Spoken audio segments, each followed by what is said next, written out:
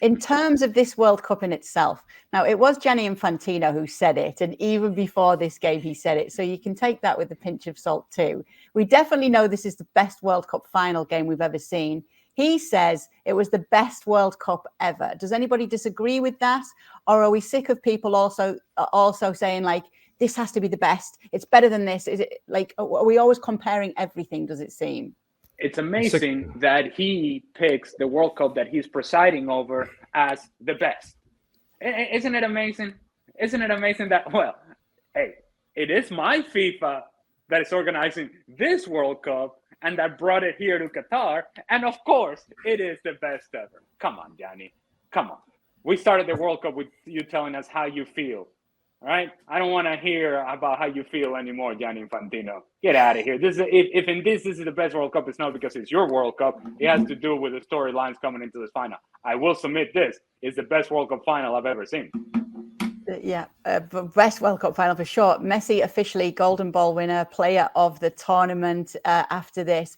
Feels as though it's a worthy winner as well in Argentina, Mark Ogden. Just to take it back full circle, let's remember the route that they've had there. We've seen Scaloni have to make changes to this side. We've seen that they lost that first game to Saudi Arabia and then coming back and getting the mentality right again, making some big decisions when it came to calls of who would play, who he would pull out. Obviously, Lautaro Martinez, one of those players early on. And then we get to see a lot more from Julian Alvarez as well. So we've seen a lot of that too. Does it feel at the end of all of this and with the final that we saw that they are more than worthy of this World Cup win?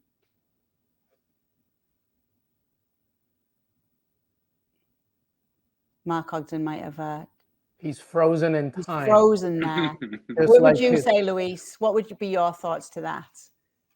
Well, I mean, I think it's important to remember that, just like Alice said, you know, there's been so much controversy in terms of getting this World Cup to where it is. Let's not forget Gianni Infantino lives in Qatar, right? So like he's going to say what he's going to say. I think that we need to remember this World Cup as, you know, for both the good and the bad. Obviously, the fact that it was in the winter, or at least our, you know, our side of the world's winter or the fall, etc., has created so much more of a controversy as well.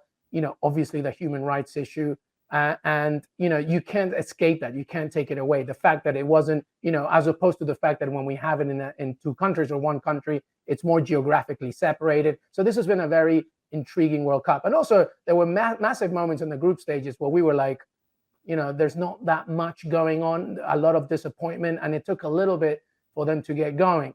I think there's a romanticism just because of, like, finally, I know that Ali and I have said this, obviously selfishly, we've wanted a South America to come back and win this, but I would say that this wrapping up this World Cup signifies itself as one that, historically speaking, we can remember for being great and for having a lot of controversy. But let's not take anything away from what we just witnessed today, which was a remarkable match. Incredible stuff. Just like John Keats said, a thing of beauty is a joy forever. And I think we're going to remember this today.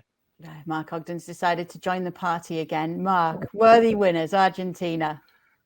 Definitely, absolutely. I think, you know, like I said, they've come through it the hard way. They've had some difficult moments. I think at times they've got their, you know, despite Scaloni rather than because of. I think, you know, some of his selections have confused people a little bit. I think he, you know, he's kind of stumbled on formations. I was surprised, for instance, that he didn't play Lisandro Martinez today. I think he's been one of their best defenders, but, you know, he got it right. Whatever way he sliced it, he got it right. They won the World Cup, so you can't criticise Scaloni. One thing that I hope that comes out of this is that FIFA Infantino, you know, who we're all sick of, never mind sick of his comparisons, we're sick of him. I just hope that he looks at the impact Argentina have had on the pitch and off the pitch. The fans have been amazing. Brazilian fans have been amazing. Give the 2030 World Cup to South America. Stop this nonsense about, you know, maybe going to Saudi Arabia or going somewhere else. It's a Centenary World Cup, 2030. These fans have travelled in absolute thousands to the Middle East. They travelled in thousands to Russia. It's time to pay them back and give the World Cup to a region that really, really lives for football. Give the World Cup in 2030 to Argentina and Uruguay and Chile if they want to join as well. But let's go back to a proper football nation. And I think that's what the Argentina fans have kind of pushed the course for that this time. They've been amazing. So that would be my, hopefully, legacy of this, that South America gets a World Cup on the back of Argentina winning it. Thank you very much for watching ESPN FC on YouTube. For more highlights, analysis and exclusive content, be sure to subscribe.